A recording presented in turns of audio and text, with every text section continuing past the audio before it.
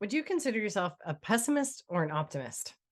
I consider myself an optimist, but I definitely get in a funk. I can get in a funk and I can get stuck in this negative, icky, yucky spot momentarily. I've learned how to pull myself out of it.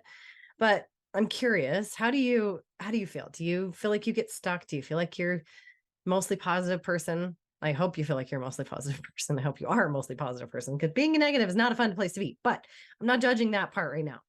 Um, I found an interesting statistic a while back that women are 5 times more likely to experience negative thoughts.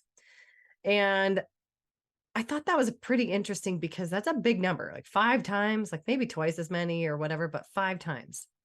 So, of course, my next question was why? Why do women experience so many more negative thoughts? And unfortunately, where I got that statistic, they didn't expand on that. But I did not dive down that rabbit hole either. I'm sure I could research it, but I just decided to come up with my own ideas. And what I thought of was maybe it's pressure. Maybe it's because we hold ourselves to a different standard. We feel like we're held to a different standard. I know for sure women are judged more harshly, especially in the business world. You're supposed to look a certain way, act a certain way, make sure you smile, don't be too bitchy, don't be too this. There's a lot of things. If you're assertive, you're bitchy. If you're smiley, you're dumb. If you're, there's like all these different standards. And you have to look pretty and you have to be thin and tall and whatever, blonde, blue eyed. There's all these standards we think we're supposed to hold ourselves to. So maybe that's where the negative stuff comes from. But I think also maybe it comes from that we hold ourselves to a high standard, not physically, not because of how we look or whatever, but because we know we're capable of so much. Especially my type A high achiever friends. We think that we can do everything and we think we should be able to do it perfectly. And we should be able to do it better than anyone else. And so it's no wonder we would go down on ourselves when we can't do everything perfectly and better than everyone else. It's not realistic, but yes, that's the thoughts I'll say me, but I'm going to assume the rest of you think the same way. Um, so it can be hard to not get stuck in that negative. Ugh. Um, it's interesting though, as soon as your kids need you, as soon as your boss walks in, we can flip the switch, right? You're down in the dumps, you're hating your life, you hate everyone, fuck everybody. And then your kid comes in, you're like, hi, sweetie, how are you? And you can fake it, right? You can fake it. Why is that? Why is it we always have energy, enough energy to do something for someone else? We always have enough energy to and desire to be on, to be happy, to be positive for other people. You could be having the biggest fight ever with your husband and your boss walks in and you're like, oh, yep, yep, everything's great. Everything's great because you don't want to bring that into work. Right. Um, so sometimes I think that's a good thing. I think that's a good tool to have. But if you do it too much, it will literally make you sick. It will make you fat. It will make you miserable, obviously, but miserable in different ways. Exhausted, brain fogged. All those things happen from stuffing it down, from faking it, from not dealing with it. And by dealing with it, I mean getting out of the funk, figuring out why you're in the funk and then getting the hell out of it. I know for a fact that if you are following me, you want to feel better. You want to look better. You want to be a healthier person. If that's not what you want, I don't know why you're following me. Maybe you're just nice. I don't know, but I'm guessing that's what you want. And there is a huge, huge, huge connection between what happens between your ears and what happens in your body. So every time we experience one of those negative thoughts, it stirs up the same reaction, the same chemical stuff as when we are either hiding from danger, running from danger, feeling danger, as in famine. So that response, that chemical response within our body is exactly the same. And it's not a good thing. It's a good thing if you need to run from the bear. It's a good thing if there is a famine. But there isn't. This is 2023. We're not going to be going without food for a very significant amount of time, maybe without toilet paper. Now, hopefully that's done too. But all the time, every time you trigger that response, your body does a bunch of different things. It floods your blood with sugar. It tells your body to store fat and burn muscle. It turns off your prefrontal cortex, which means you can't think logically. And it speeds up your heart rate and raises up your blood pressure. All of things that are great if you need to protect yourself, but not if you don't. When we go through that cycle, I've talked about it so many times, but when we go through that stress cycle, it takes a toll on our body. There's another way to approach it rather than taking deep breaths or counting to 10 or whatever. Those things are fine. But I think more than that, I think you can make a mindset shift before it happens. I think you can decide that you're in charge of how you're going to feel and how you're going to react and how you're going to look at the day. If you can flip a switch and be happy for your child and flip a switch and say everything's fine when your boss walks in, you can absolutely flip a switch and tell yourself, I choose to look at the bright side today. I choose to not allow these things to ruffle me, to send me into a spin. Is it going to piss you off if someone cuts you off in traffic? Yes. But should it ruin your day? No.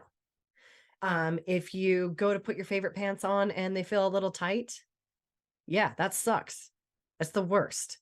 Should it ruin your day? Does it mean that you're a failure? Does it mean you're a loser? Does it mean you're a big fat slob? No. And that's what we do. We take this one little thing and we make it mean all these other things. You know, your spouse didn't respond like you wanted him to when you were talking to him this morning, which then we spiral that into they this, they that, our relationship. It's going to hell in a handbasket. No, what it means is they were probably tired. They were probably distracted, probably had no idea that they responded that way or didn't respond that way. So you can make a choice. Are you going to show up and make everyone else pay for everything? Or are you going to show up and make it happen? And you can make it happen with making a decision that I'm going to look at things from a positive lens. I'm going to assume the best in people. That's one I had to teach myself because I came from some very, very cynical people. So I had to teach myself to see the best in people. Now I'm going to get a little bit in your face for a minute, a little bit more in your face. Okay. A lot of times when we are not happy with how we look or how we feel or what's going on, and we don't feel like it's happening fast enough, and we get pissed off and we take it out on the world. What I mean by that is you see someone else reaching your goals. You see someone else losing the weight, someone else gaining the muscle, someone else looking like they have all the energy in the world, and you get pissed off. Don't do that. It doesn't hurt them. It just hurts you. It only makes it worse for you. You are you. You're in charge of you. You're in charge of your mind, your body, and your soul. You get to decide. How does the day go? Are you going to get up and are you going to fight for yourself? Are you going to attack the day with a positive attitude and go, okay, I'm going to go crush this. I'm going to go lift as much as I can lift. I'm going to eat as well as I can eat. I'm going to make sure that I get my water and I put a smile on my face because I feel it, not because I'm faking it. Or are you going to get up and go, it's not working. It's not fair. She does nothing and she looks great and she gets to eat whatever she wants. And she has a husband that helps out and my husband doesn't help me at all. All of that it just works against you. You can show up and you can make everyone else pay for the life that you wish you had, or you can show up and be someone to follow and emulate. You can be the person that says, you know what?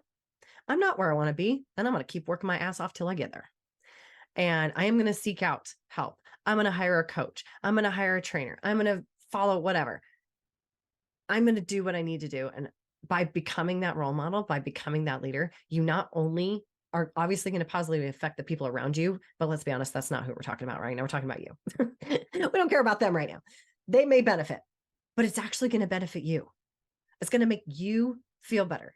Your body will respond in kind. You will have more energy. It will start to work the way it's supposed to. It will start to burn the fat it's supposed to. It will send the blood and the sugar and all the things that it's supposed to send to the right places, not to the places to protect you from the bear that's chasing you. What you think and how you see the world and how you approach the world. Yes, this may seem like woo-woo, blah, blah stuff. It's not. It has a direct impact on your health and your physical body. And maybe that skinny bitch over there is just real positive because she's a positive person and her body's responding. And is it annoying? Yeah. Yeah, it's annoying as hell. But maybe try being more positive and see what happens. Maybe try allowing people to and things to roll off of you. Maybe take some ownership and say, you know what? I choose to not allow that to affect me because it's going to make me store fat. I mean, you can be as simple as that with yourself. It is not hard. What is hard is being negative, being cynical, allowing people to piss you off all day, constantly fighting the world and fighting your own body. That's hard.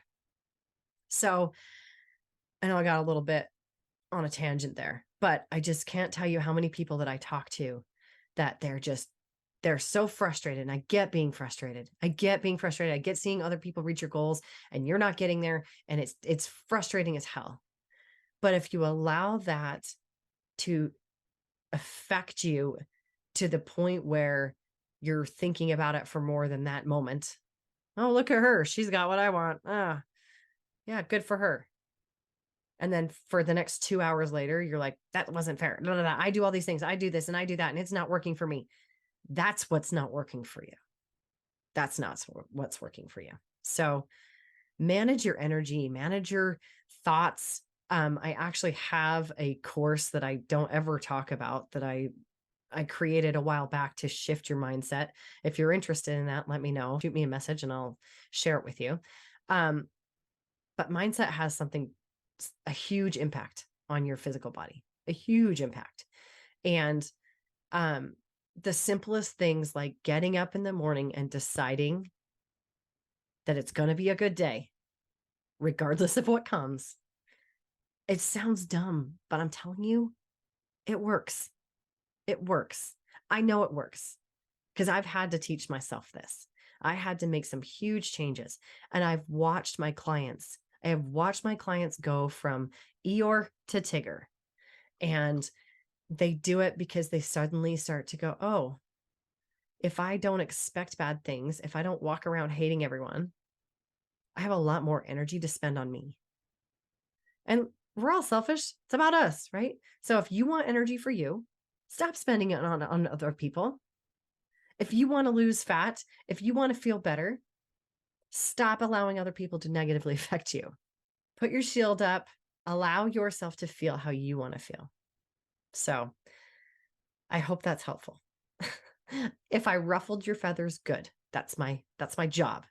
But you are in charge. You're in charge of your energy. You're in charge of your mindset. You're in charge of your happiness.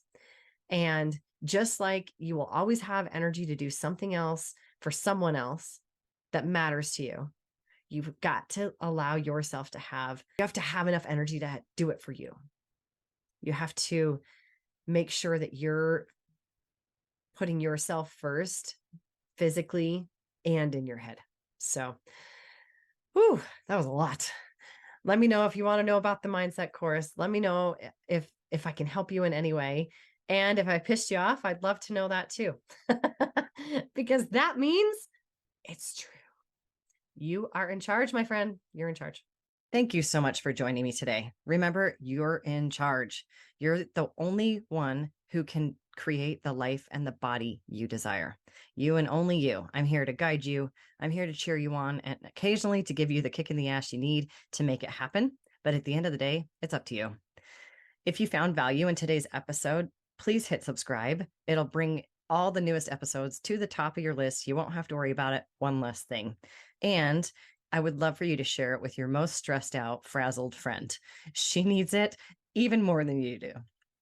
If you have a question or a topic that you'd like me to cover, reach out, shoot me a message on any of the socials or directly on my website. I would love to hear your idea, your question, and I'm always looking for new ones. Until next time, keep being the badass you are, and remember, you are in charge.